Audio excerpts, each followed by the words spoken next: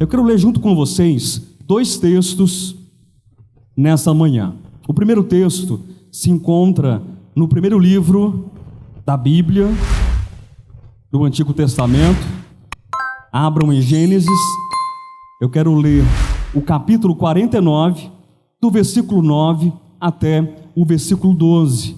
E depois nós iremos ler um texto no Evangelho de João, um texto muitíssimo conhecido, capítulo 15, do versículo 1 ao versículo 5. Certamente, João, Evangelho, capítulo 15, é um texto muito conhecido de todos nós. Acredito que milhares de vezes, ou se for exagerada a minha fala, mas pelo menos centenas de vezes, nós já abrimos esse texto, já lemos esse texto, já compartilhamos esse texto e já pregamos esse texto, João capítulo 15. Agora, não posso dizer o mesmo de Gênesis 49, do versículo 9 ao 12, não que vocês desconheçam, mas digamos que seria uma ministração mais rara. Mas eu quero compartilhar com vocês e fazer, já quero adiantar para os irmãos nessa manhã, eu quero fazer uma composição desses dois textos. Quero fazer um entrelaçamento das ideias, dos elementos e dos símbolos que estão contidos nesses dois textos. E quero adiantar também, antes mesmo da leitura, dizendo para vocês que esses dois textos, que são belíssimos por sinal, são textos que falam de maneira metafórica, de maneira simbólica, sobre o poder transformador da graça de Deus. Diga amém. Primeiro texto, qual é mesmo? Igreja atenta. Isso é milagre de Deus, viu? Porque nessa era de TDAH, é tão difícil, a gente lida com TDAH, mas todo mundo atento, focado, respondendo. Gênesis 49, versículo 9. Judá é leãozinho, da presa subiste, filho meu, encurva-se e deita-se como leão e como leoa. Quem o despertará? O cetro não se arredará de Judá, nem o bastão de entre seus pés, até que venha Siló, e a ele obedecerão os povos. Ele amarrará o seu jumentinho à vide, e o filho da sua jumenta, a videira mais excelente, lavará as suas vestes no vinho, e a sua capa em sangue de uvas. Os seus olhos serão cintilantes de vinho, e os dentes brancos de leite. Agora abra a sua Bíblia, por gentileza. Vamos pular lá para João, capítulo 15, apenas 5 versículos, do primeiro versículo até, então, de fato, o versículo número 5. Eu sou a videira verdadeira, e meu pai é o agricultor. Todo ramo que estando em mim não der fruto, ele o corta, e todo o que dá fruto, limpa, para que produza mais fruto ainda. Vós já estáis limpos pela palavra que vos tenho falado. Permanecei em mim, e eu permanecerei em vós. Como não pode o ramo produzir fruto de si mesmo, se não permanecer na videira? Assim, nem vós o podeis dar, se não permanecerdes em mim. Eu sou a videira, vós os ramos. Quem? Eu não escutei. Quem permanece em mim e eu nele, esse dá muito fruto, porque sem mim nada podeis fazer. Diga amém. Amém. Graças a Deus. Deolio, coloca na tela, por gentileza, o nosso post da mensagem dessa manhã.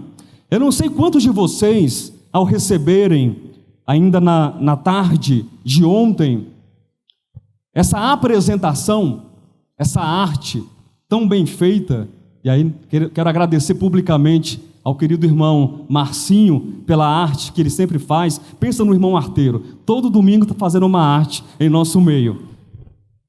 Essa arte tão bela, eu não sei quantos de vocês prestaram atenção não apenas no tema. O que está escrito lá? Tema e subtema. Bendita graça, pés e mãos amarrados à videira. Eu acho que até aí tudo bem, né? Então, o tema está claro, pelo menos aparentemente claro, mas não sei se vocês tiveram a curiosidade e se chamou a atenção. O Pedro já levantou a mão, o Anderson também não sabe o que era. Antes do culto perguntou se é o burro do Shrek. Eu falei, não vai ser a pregação do Shrek hoje. Mas eu acredito que vocês prestaram atenção, ou ficaram no mínimo curiosos em relação a esse jumentinho, tá? Viu, Anderson? Não é o burrinho do Shrek. Não é um jumentinho que está ali ao lado de uma videira. Pastor Josué, mas quem é esse jumentinho? Logo, não vai demorar, eu vou revelar a identidade do jumentinho para vocês. Eu sei que geralmente eu tenho algumas ministrações que são um tanto teatrais e um tanto que sarcásticas e ácidas também, mas não fique chateado comigo nessa manhã não, viu? Quando eu revelar quem é o jumentinho, por favor, não me pegue lá fora para bater em mim não, porque eu sou muito pequeno. Aceite quando a identidade do jumentinho for revelada. E na verdade, viu, Marcinho? Depois que você mandou, eu pensei, esse jumentinho está muito bonito. Está bonito demais, está fofo, dá até vontade de levar para casa. Está saudável, está bonitinho, o pelo bem escovado, a crina, olha só, está penteada. Eu queria um jumento selvagem, mas também não falei para você, né, Marcinho? Um jumento selvagem, com os dentes arreganhados assim, ó, para fora. Ele teimoso, nervoso, truculento. Mas aquele jumentinho já passou por alguma coisa. Acho que vocês já estão sabendo quem é o jumentinho, né? Eu acho que vocês já estão sabendo. Queridos, mas bendita a graça. Falar sobre a graça é algo maravilhoso. Viver a graça é algo melhor ainda. Falar sobre a graça é falar sobre o caráter de Deus. E se eu perguntar para vocês, eu quero que vocês me ajudem nessa manhã. Quando nós falamos sobre o caráter de Deus, quem é esse Deus que é o teu Deus? Quem é que pode ajudar? Ele é um Deus raivoso, ele é um Deus tirânico, ele é um Deus que não tem um pingo de amor pela sua igreja, pelos seus filhos, pela sua criação. É esse Deus que nós enxergamos? É nesse Deus que nós cremos? Esse é o caráter de Deus que você enxerga? Não. Falar sobre a graça é enxergar, é considerar de fato e de verdade quem Deus é. É um Deus amoroso, é um Deus misericordioso, é um Deus paciente, é um Deus que nos ajuda, é um Deus que está conosco, como foi dito no compartilhar da mesa do pão, já nessa manhã. Ele não está conosco 5 minutos do nosso dia, Ele não está conosco num plantão de 12 por 36, Ele não está conosco uma vez ao mês no domingo, na reunião do Partir do Pão. Eu vou fazer presença, eu vou ajudar esse povo. Não, Ele está conosco sempre, todos os dias, cada momento. Deus está conosco. Portanto, falar sobre a graça é falar sobre o caráter de Deus, que é bondoso, amoroso, compassivo, benigno, misericordioso, acolhedor. Falar sobre a graça é falar também sobre a providência bendita do próprio Deus para alcançar a cada um de nós.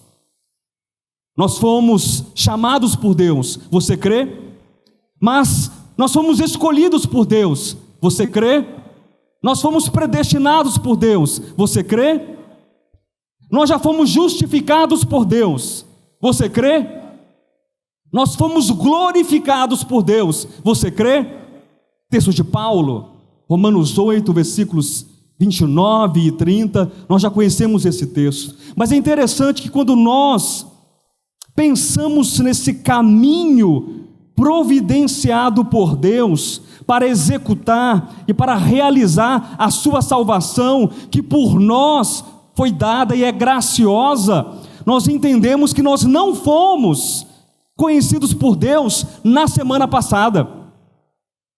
Nós não fomos predestinados no mês passado, ou fomos conhecidos e Deus então viu que nós éramos boas pessoas e então Ele nos chamou. Não, muito pelo contrário.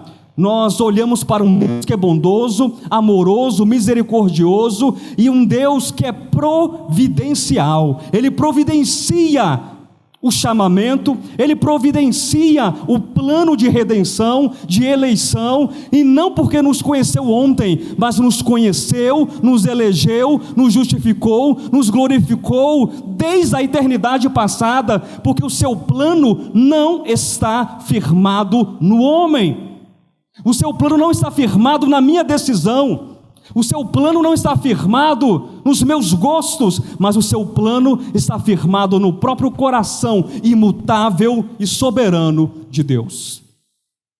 Conhecer e falar sobre a graça é falar sobre essa redenção que nos alcança, é falar sobre a obra do Cristo vencedor e ressurreto que nos alcança.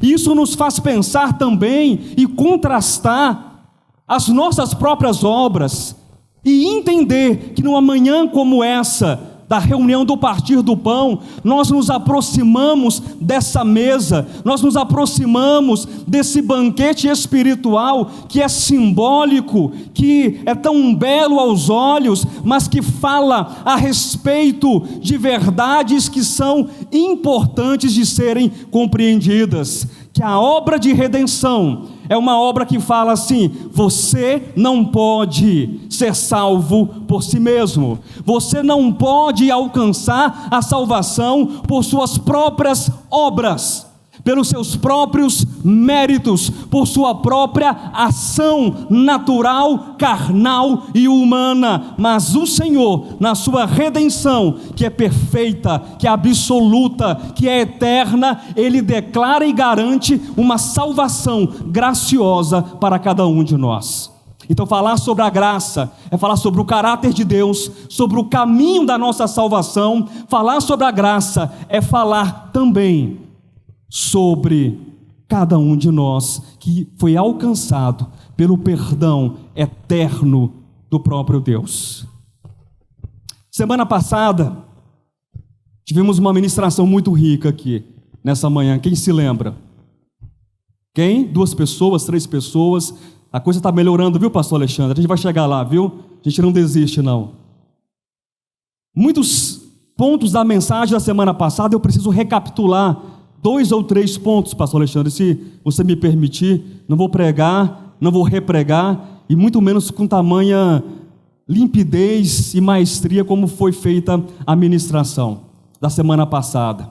Mas nós vimos na semana passada, e o tema é graça, queridos, eu não estou fugindo do tema. Nós vimos na semana passada que o ser humano está doente. Lembram disso? O ser humano está doente. Pastor Josué, bem que eu desconfiava mesmo. Eu hoje amanheci com uma dor aqui no espinhaço, sabe? E nesse frio é pior ainda, não é, pessoal? Nesse frio, já quem passou aí dos entas como eu, pastor Alexandre, então, esse frio no espinhaço, eu não estou falando dessa doença do envelhecimento, não estou falando de catarata, miopia, astigmatismo, bico de papagaio, lombriga, bicheira, nada disso. Essas coisas, umas que podem ser curadas e tratadas pela medicina, e outras, infelizmente, não têm cura. Mas eu estou falando e reproduzindo novamente o que foi dito no domingo. É uma doença da alma, é uma doença do coração, é uma doença espiritual, é uma doença interior. Nós estamos adoecidos. E diante desse adoecimento, muitas pessoas tentam resolver o seu problema. Ora, porque se você está doente, o que você procura? Você procura o quê? Se você está com dor de cabeça, o que você procura? Remédio para o quê? Dor nas costas, Então você procura o especialista para trazer a solução, a cura ou o alívio para aquilo que você está sentindo. Mas se o nosso problema principal, eu não estou dizendo que nós não temos uma dificuldade humana, ou doenças, ou o próprio envelhecimento, tudo isso está acontecendo. Mas o nosso principal, primeiro e mais importante problema, ou a nossa principal e primeira e mais importante condição de adoecimento, é um adoecimento interno. E nós não podemos buscar fora de nós a cura para aquilo que está dentro de nós. Então não é a lei, não são as normas, não são os usos, não são os costumes, não são as roupas, não são as bebidas, não são as comidas, não são os dias, não são os festivais, não são os eventos, não são as campanhas, não são os jejuns, não são as leituras, nada que o homem faça ou produza ou faça de si mesmo é capaz de retirar a chaga do seu adoecimento espiritual. Quem entendeu, diga amém. Então, pastor, o que fazer? E quem esteve aqui na semana passada, recebeu o recado, recebeu a prescrição médica, recebeu a orientação do doutor. E o nome do doutor não é Josué, o nome do doutor não é Alexandre, e o nome do doutor não é Paulo, não é Pedro, não é Tiago, não é João, não é Moisés, não é Isaías. O doutor é Jesus. Ele é um médico que veio para todos nós, aqueles que entendem que pela operação da graça somos salvos, mas nós estamos ainda adoecidos. E Jesus, ele não é apenas um médico, ele é um médico, mas ele é a própria cura e é o próprio remédio para tratar a nossa condição interior. Nós estamos sim adoecidos, mas nós não precisamos ficar desesperados, como aqueles que não têm cura, como aqueles que não sabem de onde virá a sua solução, porque a graça que é Cristo já determina a cura para cada um de nós. Diga amém. Mas eu sei que é uma grande preocupação. A gente escuta no domingo, a gente escuta numa quarta, a gente escuta depois no outro domingo, e mais domingo, e vai passando, e os anos vão passando, e como permanecer nessa condição de transformação e de cura? Porque nós queremos permanecer, sim ou não? Você foi curado? Já um pouco foi curado? E hoje? Precisa ser curado? E amanhã? E enquanto você estiver vivendo, você carece do quê? Da cura e da graça de Deus. Mas tudo que foi dito, não apenas na semana passada, mas em décadas de ministério, pode ser resumido ou sintetizado em duas grandes e indispensáveis questões que estão atreladas à condição do ser humano. Quais são estas questões, pastor Josué? Há duas palavras gregas que elas falam muito a respeito da nossa necessidade, da nossa condição diante de Deus e por nós mesmos. Não porque sejam palavras que sempre estão juntas nos textos, ou porque sejam palavras que são complementares. Na verdade, elas são antíteses, elas são contrastantes, elas são opostas e nos oferecem caminhos, direções, perspectivas e uma consciência diferente uma da outra. E não é mistério, não é segredo para nenhum de vocês. A primeira palavra é hamartia. Quem já escutou essa palavra aqui pelo menos 500 vezes, levanta a mão. A segunda palavra é metanoia. Quem já escutou 600 vezes, levanta a mão. Hamartia, que poderia ser literalmente traduzida como errar o alvo. Mas em nossas Bíblias nós encontraremos como pecado. E metanoia, que poderia ser traduzida como, literalmente, mudança de mente. Meta e nous. Metanoia, mudança de mente. Mudança de pensamento, mas no nosso belíssimo e bom português é vista com arrependimento. Agora eu pergunto para vocês: vocês já erraram o alvo alguma vez? E antes de responder, que nós não somos da turma da onda da prosperidade ou da turma do coach gospel e evangélico, deixa eu falar qual é o alvo. O alvo é Cristo, amém? Não é outra coisa, é ser achado nele, é estar nele, é alcançar Cristo e chegar em Cristo. Mas quantas vezes nós já erramos esse alvo? 1, 2, 3, não dá para contar, não tem dedos suficientes para a gente contar. Muitas vezes nós já experimentamos ou cometemos hamartia, erramos o alvo. Mas eu quero perguntar, quantas vezes você também já se arrependeu? Quantas vezes você já mudou de mente e de pensamento? Foram muitas as vezes que isso também aconteceu. E essas duas questões, essas duas verdades, e não se espante, não se entristeça, essa é a condição humana. Eu sei que eu falo isso talvez todas e todas as vezes, mas é a condição quase que, se não de fato esquizofrênica da natureza humana. A gente tem essas polaridades. A gente erra, a gente acerta, a gente se desvia, a gente muda de pensamento, a gente hoje quer Cristo, amanhã a gente não quer Cristo, hoje a gente quer almoçar com Cristo, amanhã a gente diz, eu não conheço esse homem. Sim ou não, pessoal? Mas a grande verdade é que pela graça de Deus, nós podemos continuar.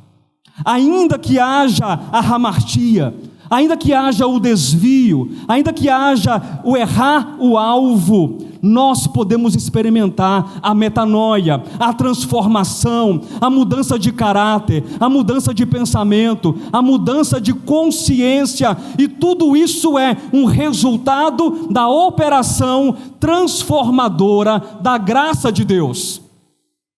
Nós não estamos abandonados, nós não estamos sozinhos. A graça bendita de Deus já nos alcançou e continua nos alcançando. Cada dia deve ser uma celebração, e talvez e muito mais, uma manhã como essa de domingo, do partir do pão, deve ser mais evidente, deve ser mais claro dentro dos nossos corações, essa manifestação da bendita graça de Deus. Mas nós podemos enxergar aqui também nesse tema, que além da hamartia, do desvio e da metanoia, há uma condição ali. Leia o subtema, abaixo de bendita: pés e mãos amarrados à videira. Mas como é isso? Já se imaginou completamente manietado, completamente amarrado? Se imagine, olha aí, grava aí, Rafa. Imagine uma corda aqui, os pés e as mãos amarradas. Peça para ir para a esquerda, pode pedir. Pede para ir para a direita. Levanta a mão. Eu posso? Oi? Levantar o braço, o casco. Não dá, nem para levantar o casco não dá. E olha que a minha ferradura é lustrada, viu, pessoal? Pensa num jumentinho pequeno, bravo e de ferradura tinindo. Quem conhece, quem sabe, sabe. Pés e mãos amarrados à videira. Os pés servem para quê? Para que servem seus pés? Hein? Para caminhar. Eu sei que tem gente, e tem muita gente que eu conheço aqui, até para comprar pão na padaria vai de carro, eu sei disso. Mas os pés servem para quê? É para caminhar. Os pés, de maneira simbólica, eles falam de uma jornada. Os pés, de maneira simbólica, falam de um caminho, falam de uma jornada, falam de um trajeto, falam de uma decisão. Então os meus pés me levam para onde eu desejo ir. Os meus pés me levam para onde eu escolho ir. Os meus pés me levam para onde eu quero ir e onde eu quero estar. Quem entendeu? E as mãos servem para quê? Para muita coisa. Mas para quê? Vamos resumir. Obras, trabalho, ações, realizações. As minhas mãos fazem o trabalho, as minhas mãos executam a obra. Mas nós vemos agora um quadro aqui pintado diante dos olhos de vocês, que nós temos uma proposta, e aí você já está incomodado com essa proposta, porque você gostou da bendita graça, e eu sei que você gostou da bendita graça, e você quer a bendita graça, mas o subtema, se você pudesse, você rasgaria, você daria um coice no subtema, sem apelação, viu pessoal? Eu sou o primeiro a usar a ferradura, mas você não quer o subtema, por quê? Porque fala de pés, fala de um caminho, fala de uma direção, fala de uma obra, fala de ações que estão amarrados à videira. E eu pergunto a vocês, eu já sei qual é a resposta. Qual é a videira?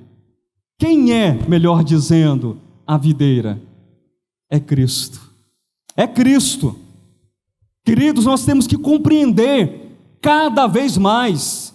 Isso precisa estar tão vivo, tão atuante, tão quente, tão operante dentro de nós, que nós precisamos entender. Eu preciso estar com os meus pés, com as minhas mãos, completamente amarrados a Cristo. Entender que nós pertencemos a Cristo, que nós somos de Cristo. Cantamos nessa manhã, a sua vida é de quem? A sua vida pertence a quem? Ao Mestre. O seu coração pertence a quem? Ao Mestre. O seu coração pertence ao Mestre, a sua vida pertence ao Mestre, e o seu caminho pertence a quem? Pertence ao Mestre. E a sua esperança pertence a quem? Ou está em quem? Está no Mestre. Mas o grande problema é que nós nos deparamos com a nossa condição hamartiana, a nossa condição pecadora, a nossa condição desviante, a nossa condição desequilibrada em relação ao caminho que Deus propôs para nós.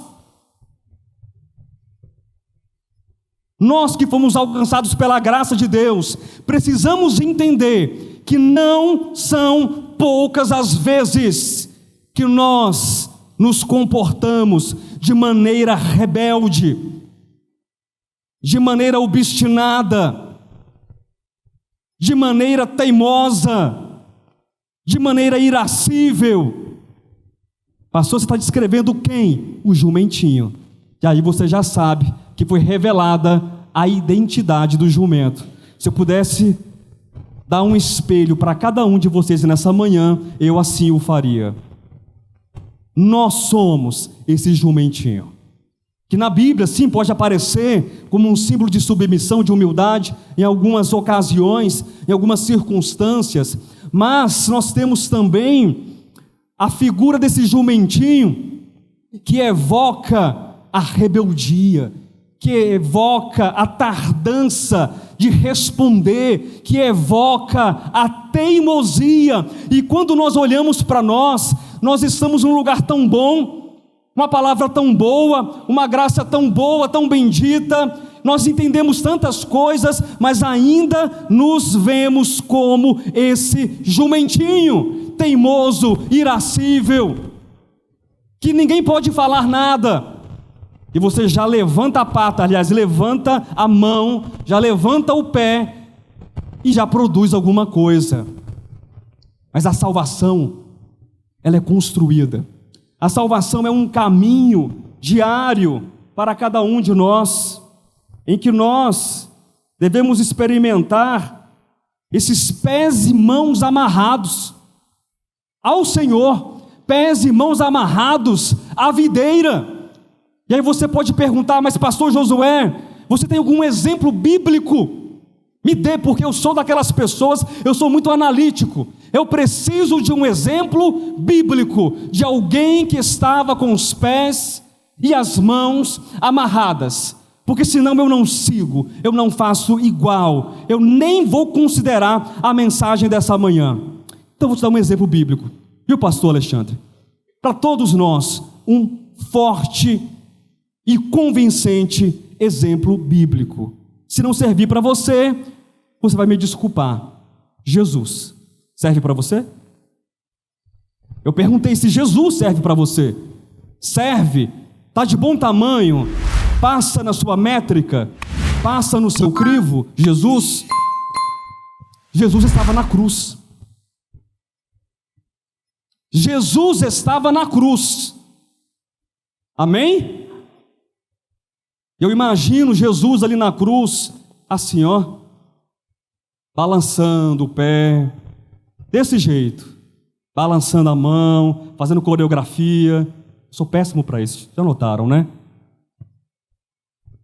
Nós vemos um Jesus, nós vemos o Filho do Homem com os pés cravados, as mãos amarradas e cravadas, porque é declarado a respeito deste homem que ele não é mais um sacrifício, ele não é mais um cordeiro, mas ele é o cordeiro, ele é o sacrifício, ele é a solução, ele é a resposta, ele é a cura, ele é o cordeiro de Deus que tira o pecado do mundo.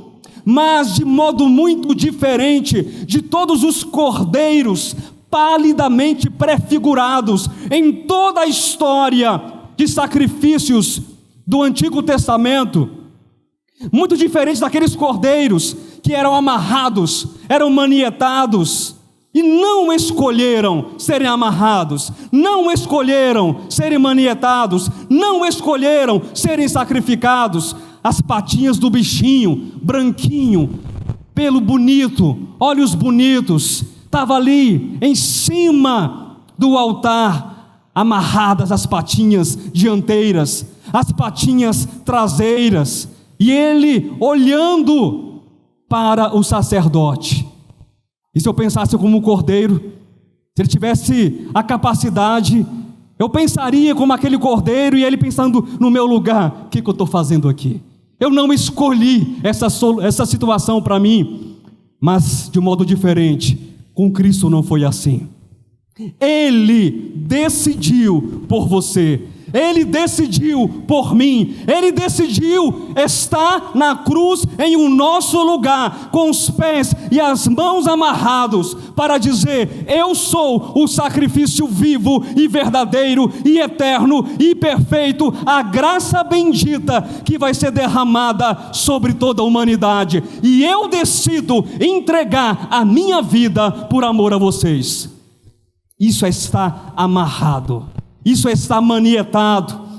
E o Espírito de Cristo é o Espírito que habita em nós, e o convite é esse: que nós possamos estar amarrados, com os pés e as mãos levados até Cristo. Essas duas metáforas, esses dois textos, agora começa a ministração, até agora foi a introdução. Essas duas metáforas que eu li para vocês falam sobre essa condição indispensável a cada um de nós. Lembra que eu falei de duas palavras? Elas fazem parte da nossa experiência humana. que é o desvio, que é a quebra, que é errar o alvo, que é hamartia, e é o quê? A outra palavra, o arrependimento, a mudança de mente e a mudança de pensamento. Isso vai nos acompanhar hoje e amanhã, e até que nós, de fato, estejamos completamente curados, sarados, modificados e transformados. Agora é interessante que João 15, de 1 a 5, e Gênesis 49, de 9 a 12, são textos simbólicos, textos metafóricos que nos falam de elementos que devem ser entendidos e experimentados por nós. E todos vocês já conhecem esses elementos. Quer fazer um teste comigo? Sem valer caixa de bombom? Quer fazer um teste comigo? João 15, quem é a videira? João 15, quem é o agricultor? Parabéns. João 15, quem é ou quem são os ramos da videira? Nós. Gênesis 49, que fala a respeito da tribo de Judá. Mas as metáforas e os símbolos às vezes se misturam. Nós temos aqui um leão, nós temos o que mais? Uma videira, nós temos um jumentinho, nós temos um cetro. Quem é o leão? Jesus. E o cetro pertence a quem? A Jesus. E a videira, quem é? É Jesus. E o jumentinho? Diga, eu. Diga, eu sou o jumentinho, mas ali diz, pastor, que é o próprio Judá que leva o jumentinho, mas não esqueça que é uma metáfora, é uma representação, e nós precisamos enxergar esses símbolos todos aqui. Esse jumentinho está ligado, está amarrado à videira, e algumas coisas extraordinárias, e algumas coisas muito necessárias, transformadoras, acontecem com esse jumentinho. Eu quero compartilhar o primeiro ponto, que pode ser visto em Gênesis capítulo 49. É dito que ali há um cetro. Você leu? Dá para voltar? Dê, olha. O cetro não se arredará de Judá, nem o bastão de entre os seus pés. Não é necessário ser professor de teologia, não é necessário ser professor de simbologia. O que significa um cetro? Reinado. Reinado. Oi? Símbolo de poder, de autoridade. Então é possível dizer, e é um primeiro elemento que eu preciso que vocês compreendam, é possível dizer que nesse texto nós temos um Senhor e temos um Rei? É possível dizer que nós temos um Senhor e nós temos um Rei? Ora, se nós temos um Senhor e nós temos um Rei, nós somos o quê? Nós somos servos, nós somos súditos, nós somos aqueles que seguem esse Senhor e esse Rei. Ele tem o senhorio, ele tem a primazia, ele tem o cetro, ele tem o governo, ele tem a realeza. Ele compartilha conosco, mas nós não somos os reis. Ele compartilha conosco, mas nós não somos os senhores. Ele compartilha conosco, mas nós não somos os donos e os detentores do governo. Mas por que é então, pessoal, que tantas e tantas e tantas vezes nós somos rebeldes? Nós dizemos para o Senhor: eu não faço, eu não quero e eu não vou. Tantas e tantas vezes nós somos como Nimrod, que peita Deus, que diz: eu vou fazer melhor, eu vou construir a minha torre, eu vou construir a minha ponte, eu vou construir a minha salvação, os meus caminhos são melhores, as minhas obras são melhores. O convite que é feito então É o convite do arrependimento. É de entendermos que nós precisamos nos dobrar. Amém? Nós precisamos nos dobrar. Nós precisamos, às vezes, colocar óleo nesses joelhos, nessas dobradiças enferrujadas. Eu digo isso simbolicamente. E nos dobrarmos diante do Senhor e reconhecer a sua majestade e o seu senhorio. E entender que esse Senhor é o Senhor que conduz a nossa vida. Esse Senhor é o Senhor que conduz o nosso barco, como nós cantamos nessa manhã. E é tão belo, é tão poético cantar: a minha vida é do Mestre, o meu coração é do Mestre, o meu caminho é do Mestre, a minha esperança é do Mestre. Mas a poesia precisa ser vivida, a poesia precisa ser crida, a poesia precisa ser entendida na profundidade da alma e do nosso espírito. E nós precisamos compreender que o caminho da transformação, que o caminho da mudança, debaixo dessa graça que é bendita, que é abençoadora, que opera em nós, só se dá por intermédio da submissão. Não é a submissão cega ao pastor, à igreja, ou qualquer coisa, mas é a submissão ao modelo. E eu perguntei para vocês se o modelo apresentado serviria, porque se não servir, meu irmão, o seu problema é muito maior, mas até para esse problema, se houver metanoia, existe cura. Existe cura. Nós precisamos dobrar os nossos joelhos, queridos, e nos arrependermos do orgulho, da insensatez, da violência, da inimizade e de tantas coisas que fazem de nós um jumento selvagem, um jumento arredio, um jumento inoportuno, um jumento que diz assim: eu não preciso de um mestre. Viu, Deole? A partir de hoje, eu vou abrir uma empresa, Jumentinhos e Associados. Quem quer me acompanhar? Eu não vou carregar mais nada, eu não vou servir mais nada, eu não quero mais. Quem já pensou isso alguma vez? Só suspira que eu vou entender. Mas do mesmo modo que o jumentinho, eu quero que você se enxergue como esse jumentinho. O jumentinho é colocado uma carga sobre os lombos do jumento. Você consegue vislumbrar essa ideia, essa imagem? Consegue? Uma carga sobre o jumentinho, e o bichinho vai bonitinho lá. Vai o quê? Trotando? Vai caminhando? É isso? Como é que fala, pastor Alexandre? O jumento faz o quê? Vai trotando, né? Não é igual o Josué não, mas ele trota bem.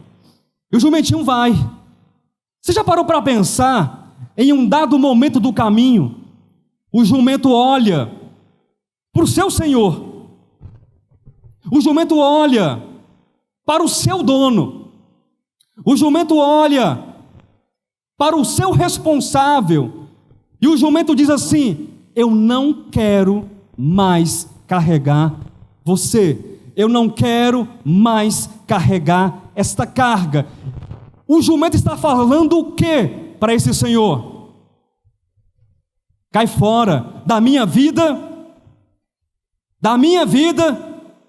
cuido eu. Já parou para pensar numa videira? Coisa bonita é ver uma videira. Aí a videira, você chega no parreiral, diante de uma videira, e aí ela começa a conversar com você.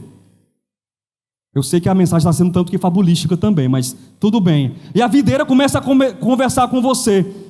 E você é o dono da videira. Você é o dono do parreiral. Aí a videira olha para você, Alexandre, e fala assim: a partir de hoje eu só produzo abacate. A partir de hoje eu só produzo mexerica. O que você faria com essa videira? O que faz com essa videira? Ela não faz parte do parreiral. Esse jumento não pode fazer parte. Mas graças a Deus, que Deus não é assim, né? Eu cortaria vocês. Eu não pensaria duas vezes. Se vocês fizessem parte da minha empresa de jumentos, vocês não chegariam atrasados.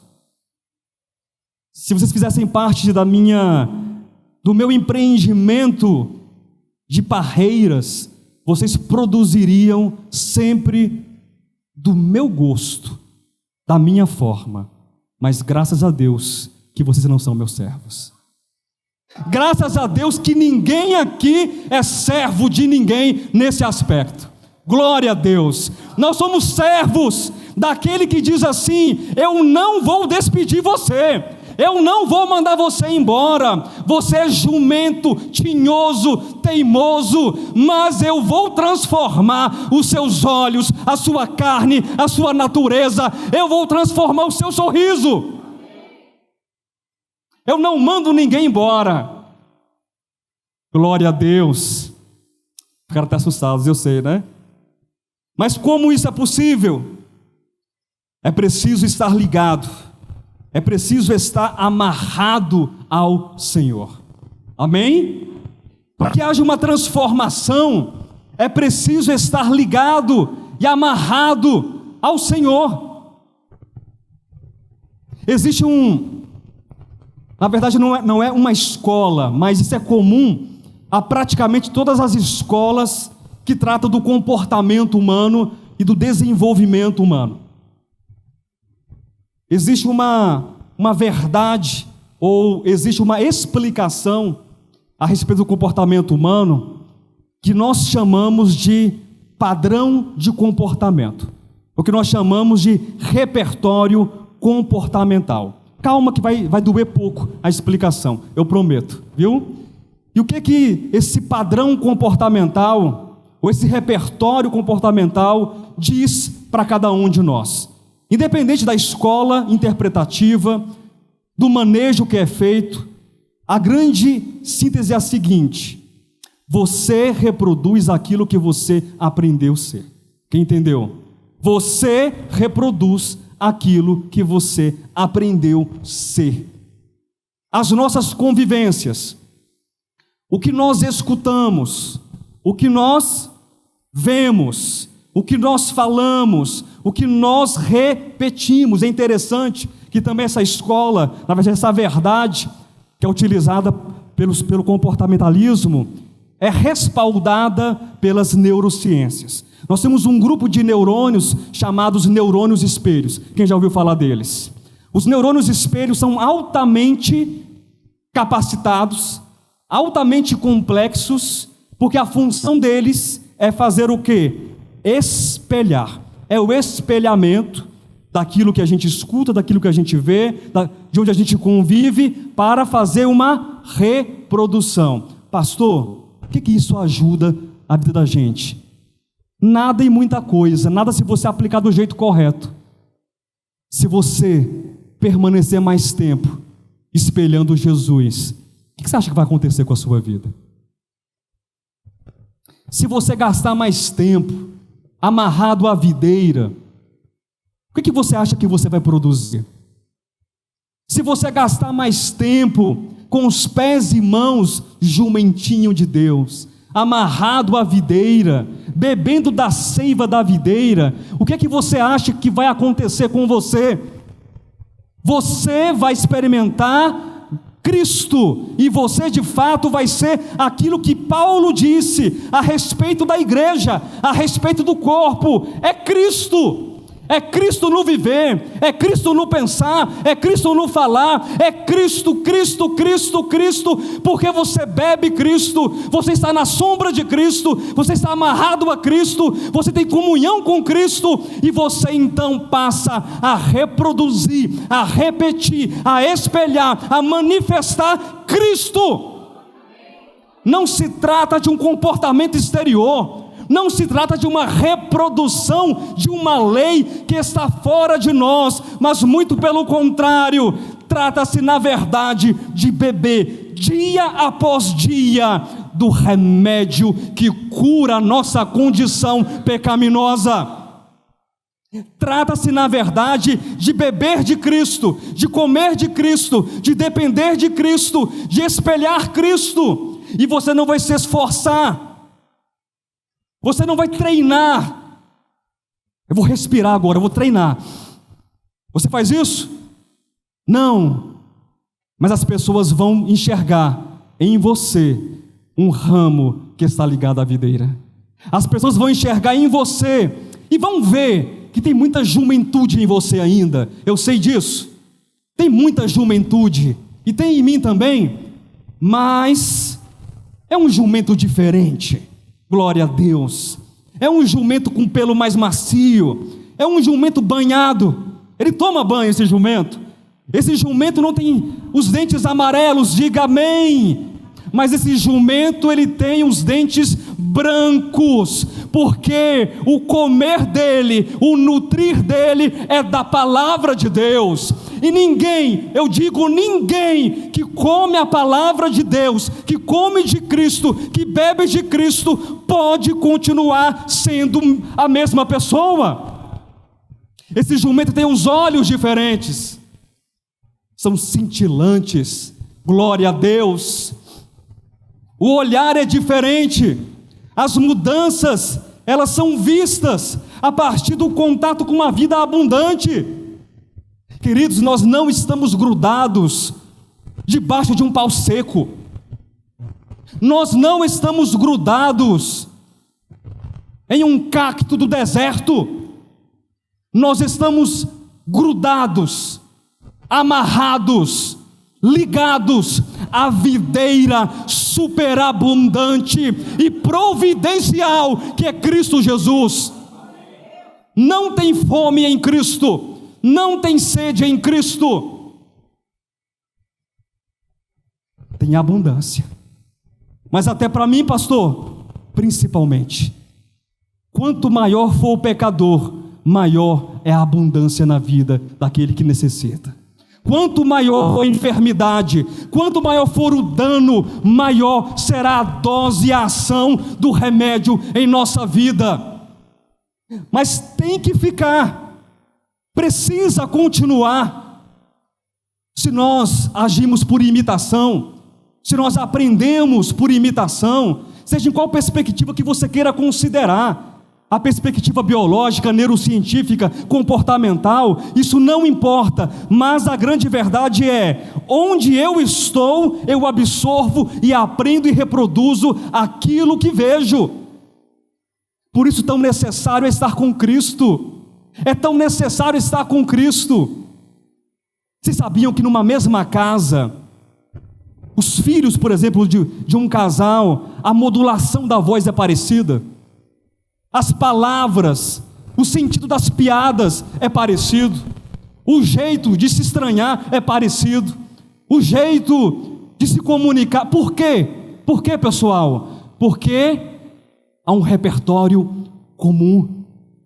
Agora, como é que eu quero ser parecido com Cristo, se eu não estou ligado a Cristo?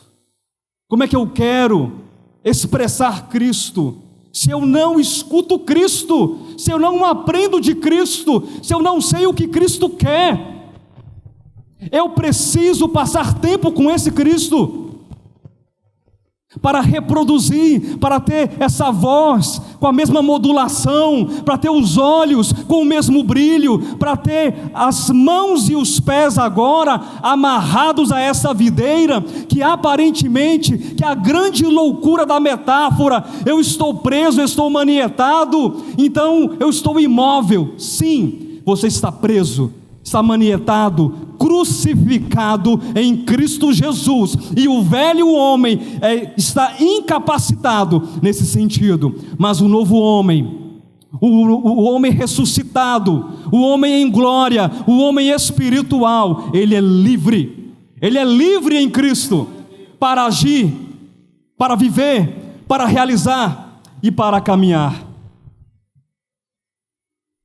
Então as mudanças irão continuar acontecendo. Uma mudança no nosso olhar, uma mudança na nossa nutrição. Há 2 textos de Mateus, vocês conhecem.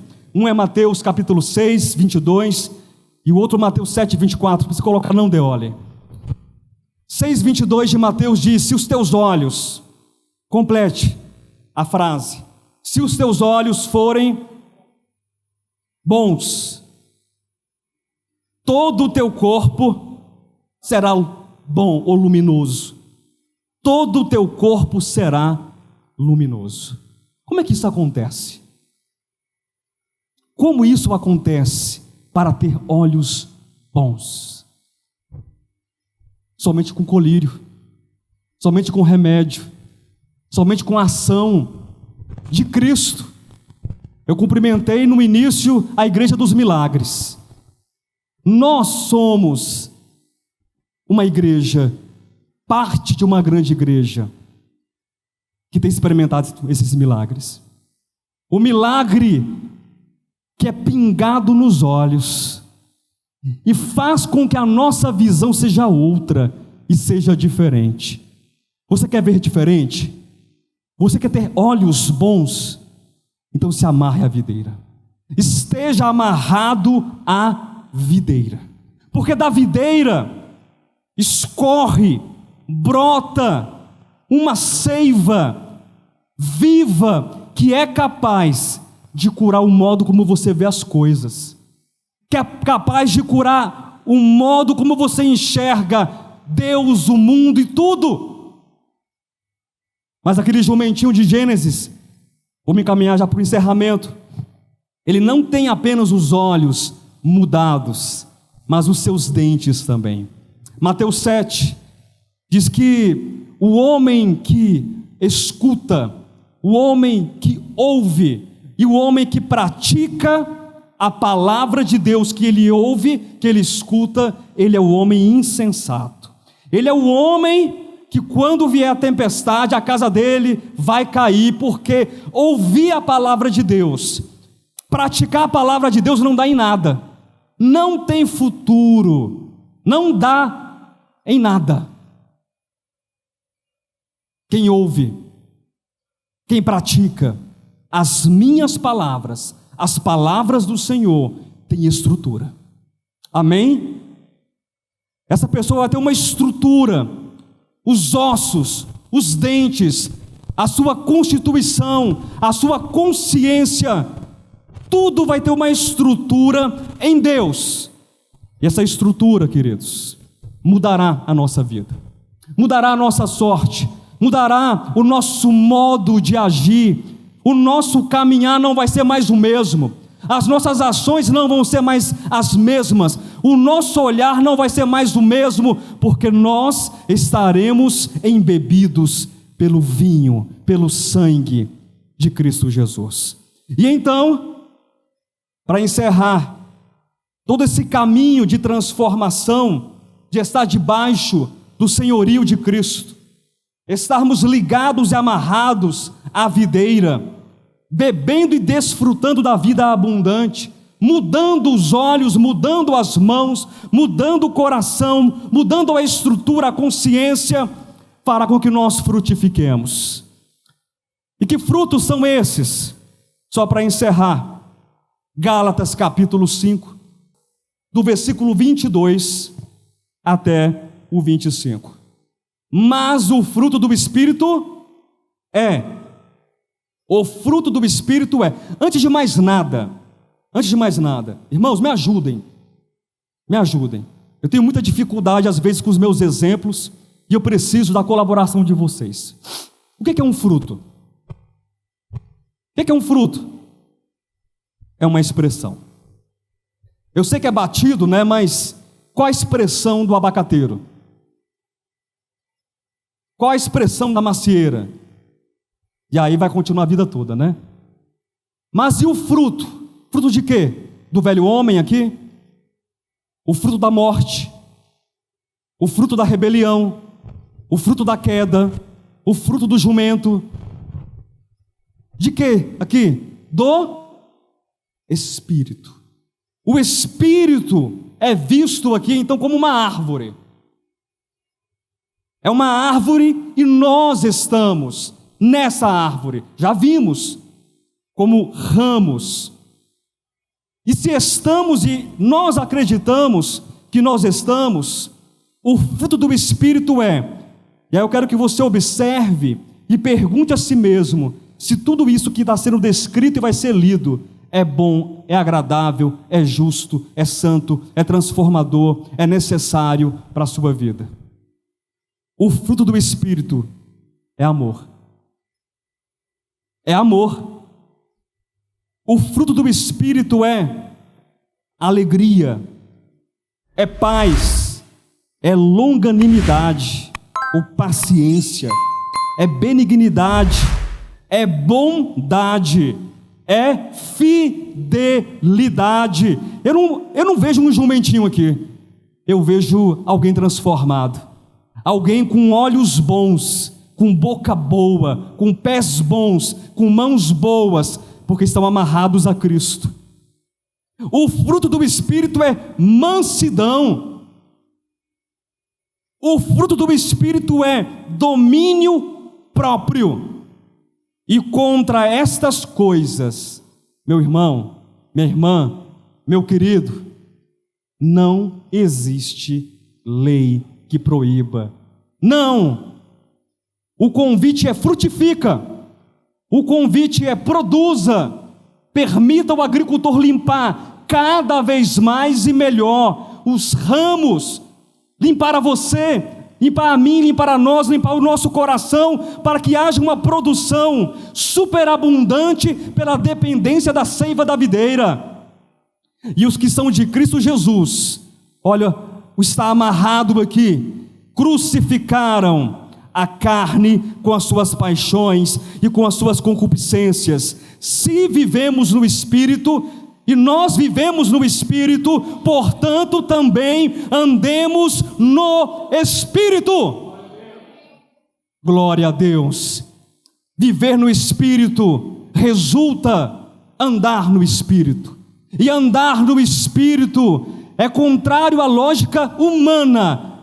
Quanto mais você estiver preso, amarrado, mais você vai caminhar em Cristo Jesus, com Cristo Jesus e naquilo que Ele deseja. Jesus Cristo é o Senhor. Aplauda o Senhor, queridos.